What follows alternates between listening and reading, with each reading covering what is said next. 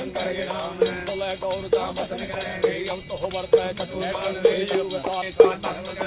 आओगा दुआ पर धर्म करूंगे आवे दुआ पर धर्म करूंगे आवे दुआ पर कलू काल की घोटी दुनिया काल की घोटी दुनिया लेकम पर जाने का सागर कर जाए स्त्री पुरुष छोड़ जाए स्त्री पुरुष छोड़ चाहे स्त्री पुरुष छोड़ जाए पुरखा के संग लगेंगे ऐसे बनाने आने लगेंगे ऐसे कलयुग आने लगेंगे मेले की चर्चा करूं करेंगे पर्व की चर्चा करेंगे छोटा हलावर करे महताना पुत्र लावे पिता महताना पुत्र लावे पिता महताना पुत्र लावे पिता महताना दुनिया हमें बढ़ जाए बेईमान राधे बढ़ जाए बिना छोट पर जाने ऐसे जमाने आने लगेंगे ऐसे कलयुग आने लगेंगे 5 साल की कन्या होगी 5 साल की कन्या होगी आप देख प्रयास करेगी आप देख प्रयास करेगी 7 साल की वर्गन मंगे 9 साल की 11 साल की पुत्र खिलावे 11 साल की पुत्र खिलावे 11 साल की पुत्र खिलावे 14 साल की बांध खिलावे 14 साल की बांध खिलावे 18 साल की ननी खिलावे 18 साल की ननी खिलावे 20 साल बंदे की उम्र है 20 साल बंदे की उम्र है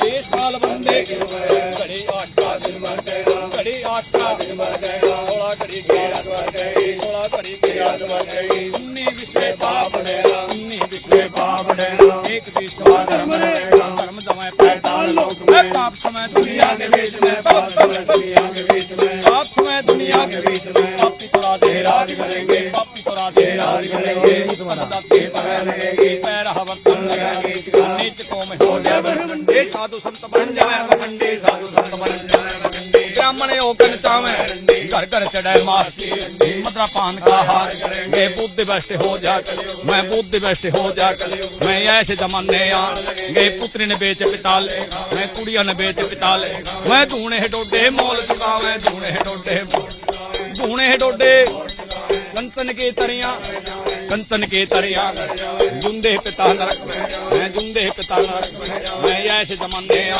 मैं ऐसे कलयुग मैं कहो देवता कैसे रहूं मैं कहो देवता कैसे रहूं मैं कना ये ऐसे जमाने कलयुग जूना एक पुरुष करे ये एक पुरुष कर दो सब दुनिया बन जाए जति सती बिरलार हटी तपी बिरलार जब सतियां के सत जब तपियां के तप घट जाएंगे गौवा के दूध घट जाएंगे गौवा नदियां के जल नीर गंगा जमुना बहे गंगा जमुना बहे ना मल रेता स्नान करेंगे मल रेती स्नान ऐसे जमाने ऐसे कलयुग ये कहो देवता कैसे मैं कैसे रहूं मैं कना वेद छोड़ बिरमा तेग छोड़ छतरी तप छोड़ साधु बन जाऊं मैं तप छोड़ साधु सत छोड़ कन्या वह कर्महीन दुनिया बन जावे कर्महीन दुनिया ऐसे जमाने ऐसे कलयुग महागौर कलयुग पिता से पहले पुत्र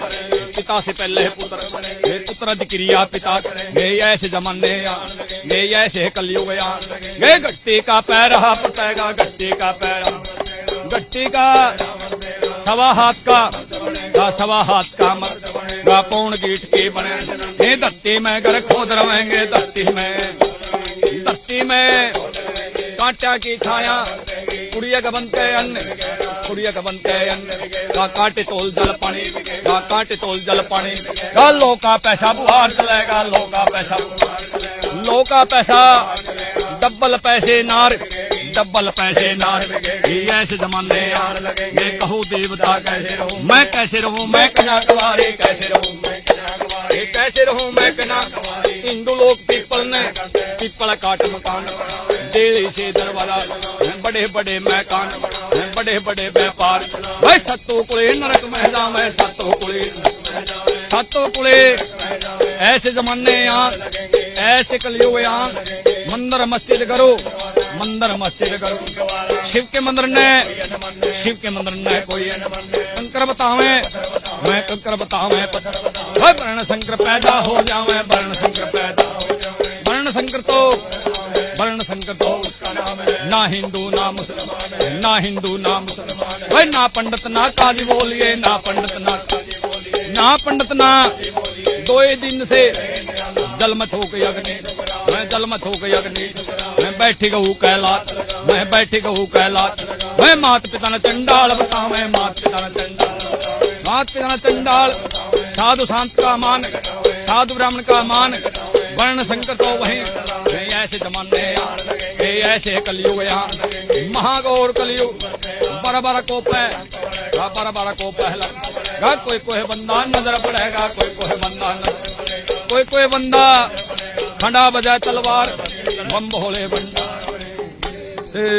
आस्था और विश्वास की नगरी कुंभ में देश विदेश के जो साधु संत हैं वो जुटने शुरू हो गए हैं। उन्हीं में से एक है जूना अखाड़े से संबंधित जंगम साधु। आप इनके समूह को देखिए और यहाँ पर आपको देखने पर ही अंदाजा लग जाएगा कि ये और साधुओं से किस तरीके से अलग हैं। इन लोगों का काम होता है कि ये भगवान शिव की महिमा का अलग अलग जगहों पर जाकर प्रचार करते हैं। जूना अखाड़े के पुरोहित भी कहे जाते हैं। यहाँ पर हमारे साथ कई जंगम साधु जो हैं वो मौजूद हैं, हम इनसे बात करेंगे। और महाराज जी, जंगम साधु अगर एक आम इंसान समझना चाहे कि कौन होते हैं तो इसके बारे में। भगवान शिव के पुरोहित होते हैं। जैसे कि संसार में भगवान शिव का दान खाने वाला इस पृथ्वी पे कोई नहीं है। 4 वेद 6 शास्त्र के अनुसार चले तो इस पृथ्वी पर जंगम के सिवा कोई दान नहीं ले सकता भगवान शिव का। ये भगवान शिव का दान खाने वाले जंगम होते हैं। हाँ जी। जंगम साधुओं की उत्पत्ति कहाँ से हुई, कहाँ से इनकी शुरुआत? जंगम की उत्पत्ति हुई दत्तात्रेय से। दत्तात्रेय से संन्यास शुरू हुआ है।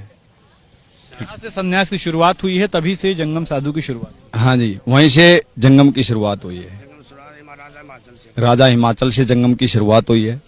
जिस टाइम माता पार्वती की 108वीं शादी थी वहां से जंगम को प्रकट किया गया है भगवान शिव ने। ठीक है।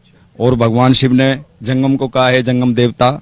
जैसे ब्रह्मा को पहली आवाज माता पार्वती बोलती है कि जो ये कन्यादान है, जैसे अपने फेरे होते हैं उसका कन्यादान आप ब्राह्मण को देते हैं, तो जैसे माता पार्वती के भगवान शिव के लावे हुए तो उसका जो कन्यादान था तो माता पार्वती कहते हैं भोलेनाथ, मैंने अपनी शक्ति से गणेश देवता को प्रकट किया है, तुम अपनी शक्ति से अपना पुरोहित पैदा करो। भगवान शिव ने पुतला बना के अनंत जंगम देरू पैदा किया, जांग में चीरा दे के, उसको बोलते जंगम बाबा। और वहां पर हमारे को जंगम को भगवान शिव निशानी देते हैं। जंगम ने दान लिया टल्ली के बीच में और ये 5 देवता की निशानी है। ठीक है। ये जो आपके सर पे ये है, क्या कहते हैं इसे और किस चीज से? शिव का बाणा बोलते इसको। जो ये कर्ण फूल हैं ये माता पार्वती की निशानी है।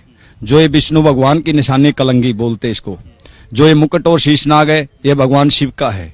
और भगवान नंदीगण की टल्ली है। ब्रह्मा का जनेऊ है। हमारे को दान दिया टल्ली के बीच में भगवान। 5 निशान आपको दान में मिले हैं और इन्हीं को लेकर आप प्रचार प्रसार करते हैं। इन्हीं के लेके भगवान शिव ने कहा है कि जाओ भगवान शिव का प्रचार करना। जो मेरा ही भगत है वो मेरा ही स्वरूप करके आपको मानेगा। महाराज जी, मैं आपके पास आना चाहूंगा। जैसे हर घर में मैंने जो मान्यता सुनी है उसके मुताबिक हर घर में अगर कोई बेटा है तो उन बेटों में से जंगम परिवार में से एक ही व्यक्ति जंगम साधु बनता है। तो वो परंपरा क्या है? वो परंपरा ऐसे है जैसे हम जंगम बनते हैं या नौकरी करो या कोई जिसका बाप गुजर जाता है नई उम्र में वो बचा सकता है, नहीं तो नौकरी करनी बड़ी नौकरी करे। नौकरी करने के बाद भी एक बंदे को हमारे उसमें से ये जंगम का कार्यक्रम करना पड़ता है। हाँ, मतलब अगर उदाहरण के तौर पर माने कि किसी व्यक्ति के 5 बेटे हैं तो 5 बेटों में से 4 चाहे जो करे लेकिन एक बेटे को जंगम साधु बनना पड़ेगा। हाँ, बनना पड़ता है एक को जरूरी। ये सब ऐसे नहीं बनेगा तो ऐसे फिर हमारी संप्रदाय खत्म हो जाएगी। आपका संप्रदाय खत्म हो जाएगा। अच्छा महाराज जी, ये बताएं, जैसे आप लोग अलग अलग जगहों से आते होंगे तो कैसे एक जगहों पर मिलते हैं, एक जगह पर जाकर कैसे मिलते हैं? ऐसे है जैसे कि कुंभ द्वारा होते हैं और कुंभ लगता है नासिक का होगा, इसका गया हरिद्वार का हो गया, ये इलाहाबाद का। वहां पर ये सब कहीं कहीं गांव के आते हैं और शहर के आते हैं। यहाँ कुंभों के ऊपर आकर इकट्ठे हो जाते हैं। इकट्ठे होकर साधुओं के पास में जय जयकार करते हैं और शिव का कथा उच्चारण करते हैं और शिव का नाम उच्चारण करते हैं। हाँ, तो ये जैसे हरिद्वार गुरुजी लोग होते हैं, गुरुजी होते हैं, उनको भी स्नान कराते हैं। जो चेले होते हैं उनको भी अपना साथ घुमाते हैं। इसी प्रकार से जो ये संप्रदाय है ये साधु समाज के साथ जुड़ी हुई है, और साधु समाज के साथ जुड़ने में किसको बोला जाता है, जंगम जोगी। हाँ महाराज जी, एक चीज और मैं समझना चाहूंगा, जैसे आप लोग जिस संख्या में चलते हैं तो यहाँ पर आप क्या जो जंगम समुदाय है वो किसी एक जगह पर, एक मतलब पूरे भारत में कहीं एक जगह पर है या अलग अलग जगह? हमारा जी पेवे के अंदर हमारे संस्था की धर्मशाला है, पेवा। ये जो कुरुक्षेत्र के पास है हरियाणा, पेवा बोलते हैं जिसको। पेवा हमारे पूरे समाज की धर्मशाला बोलते हैं। वहाँ हमारी धर्मशाला है। वहाँ हमारा हर एक इंसान, हर एक घर का वहाँ सदस्य जाता है। हर एक घर में से वहाँ पर्ची कटवाते हैं, क्योंकि हमारी संस्था है वहाँ, हमारे जंगम समाज की धर्मशाला है, वहीं हम इकट्ठे होते हैं। कोई भी और ऐसी जानकारी जो मैंने नहीं पूछी और आप बताना चाहते हो जंगम जी?